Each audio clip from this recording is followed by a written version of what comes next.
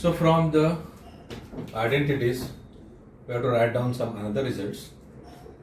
Sin square theta plus cos square theta is 1. It implies that sin square theta is 1 minus cos square theta, or sin theta is equal to root of 1 minus cos square theta. We are taking root on both sides.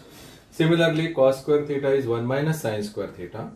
यानी ये sin square theta को ये side में transfer करते हैं तो cos square theta is 1 minus sin square theta और cos theta is equal to root of 1 minus sin square theta.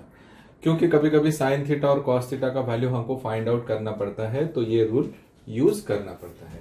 वैसे 1 plus tan square theta equal to sec square theta होता है या tan square theta is sec square theta minus 1 और tan theta is equal to root of sec square theta minus 1. 1 plus cot square theta is cosec square theta या cot square theta is cosec square theta minus 1 और cot theta is root of cosec square theta minus 1. तो यही rule है जो already हमारे पास में identities थी वहां से ये हमने रूल बनाया है. Now we measure angle in two different ways. First one we have to say in degree, just like 30 degree, 40 degree, 45 degree, 120 degree. And another way we say that it is in terms of radian. तो अभी आपको degree से radian में convert करना है. Radian is also one of the measurement of the angles. दोनों का मतलब एक ही होता है लेकिन आगे आपको डिग्री के बजाय रेडियन में लिखना पड़ता है. ओके, जैसे कि अभी how we convert degree to radian. जैसे कि 30 डिग्री इसको कन्वर्ट करना है रेडियन में तो रेडियन में कन्वर्ट करते वक्त उसको पाई अपॉन 180 लिखना पड़ता है. We have to say that it is pi. Okay, the name of that symbol is pi. The value is 3.14 और 22/7. Okay, we already studied this part, but here we write down only pi, and in here we take the meaning of pi is 180 degree. Here we take pi is equal to 180 degree. Okay, so 30 degree का मतलब होता है 30 into pi upon 180. So here we get pi by 6 radian. So this is in terms of degree and this is in terms of radian. Radian का मतलब है कि वो angle जो है वो पाई के फॉर्म में आना चाहिए. ये पहला.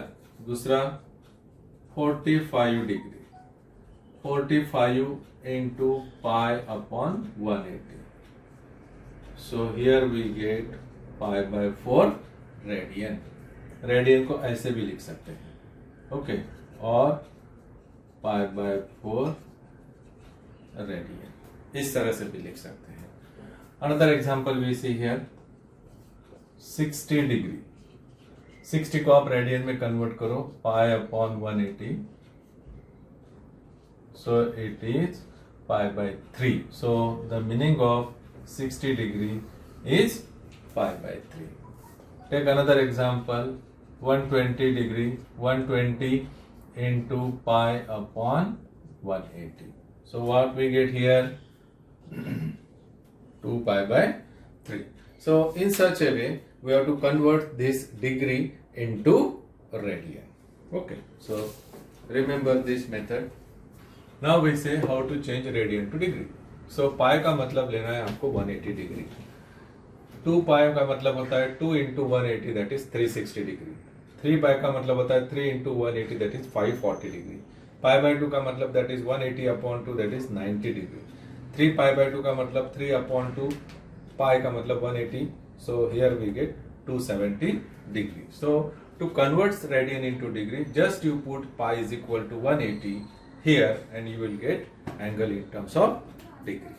Now in trigonometry, the quadrants are very important. Now quadrants, how many quadrants? We know that there are 4 quadrants. Here we start with 0 degree.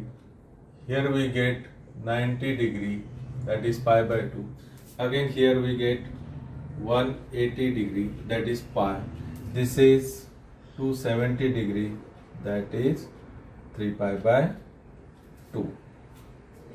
And here, when we start from this point and when we complete the one circle, we get here 2 pi, that is 360 degree.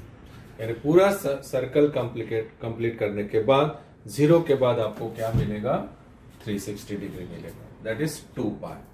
So in first quadrant में क्या होता है, suppose here we draw one triangle here, this is angle theta, this is X axis and this is Y axis, x axis and y axis. Now here the y axis, here we have to say it is parallel with y axis, so both axes are positive. Now we see the sign position of trigonometric ratios in the four quadrant. Here this is a circle and here we draw the four quadrants. In first quadrant, suppose this is along x axis, this is A, along y axis this is B and this is R. Now we know that sin theta is opposite upon hypotenuse, so it is positive. Cos theta adjacent upon hypotenuse, and this is also positive. तो इसका मतलब ये हुआ कि ये b upon R, a upon R दोनों positive है, इसीलिए साइन थीटा और कॉस थीटा दोनों पॉजिटिव है फर्स्ट क्वाड्रेंट में. अगर आप देखेंगे कि जितने सारे ट्रिग्नोमेट्रिक रेशियोज है, sine, tan theta, cot theta, sec theta, cosec theta, cot theta, ये सब जो है उसमें साइन और कॉस इंक्लूड है. इसलिए जब साइन और कॉस दोनों पॉजिटिव होते हैं तो सबके सब ट्रिग्नोमेट्रिक रेशियोज जो है वो पॉजिटिव होते हैं. इसीलिए फर्स्ट क्वाड्रेंट में साइन और कॉस दोनों पॉजिटिव है. इसका मतलब all trigonometric ratios are positive in first quadrant. All trigonometric ratios are positive in first quadrant. तो इसीलिए फर्स्ट क्वाड्रेंट जो है जिसमें सबके सब ट्रिग्नोमेट्रिक रेशियो जो है वो पॉजिटिव होते हैं. आते हैं दूसरे क्वाड्रेंट में. दूसरे क्वाड्रेंट में देखो, ये तो अलोंग पॉजिटिव साइड है y एक्सिस से, इसलिए मैंने प्लस b लिया है, लेकिन ये अपोजिट है x axis, that means we have to say that it is a negative x axis and we have to take here minus a distance. तो यहां पे क्या हो जाएगा, साइन थीटा का मतलब क्या होता है, b अपॉन r, यानी ये हो गया पॉजिटिव. कॉस थीटा का मतलब क्या हुआ, minus a upon r, that is negative. इसका मतलब ये है कि सेकंड क्वाड्रेंट में साइन जो है वो पॉजिटिव होता है और कॉस जो है वो नेगेटिव होता है. अब साइन से रिलेटेड कौन है, कोसेक है, तो कोसेक क्या रहेगा, पॉजिटिव रहेगा, क्योंकि sine theta is equal to 1 upon cosec theta. अगर साइन थीटा पॉजिटिव है तो कोसेक पॉजिटिव रहेगा. टैन थीटा का मतलब क्या होता है कि साइन और कॉस दोनों से जुड़ा हुआ है. तो टैन थीटा का अगर कॉस नेगेटिव है और साइन पॉजिटिव है तो टैन क्या रहेगा, नेगेटिव रहेगा. कॉट क्या रहेगा, नेगेटिव रहेगा. अभी कॉस से कौन जुड़ा हुआ है, सेक, क्योंकि कॉस का रेसिप्रोकल सेक होता है, तो इसीलिए सेक थीटा जो है वो नेगेटिव रहेगा.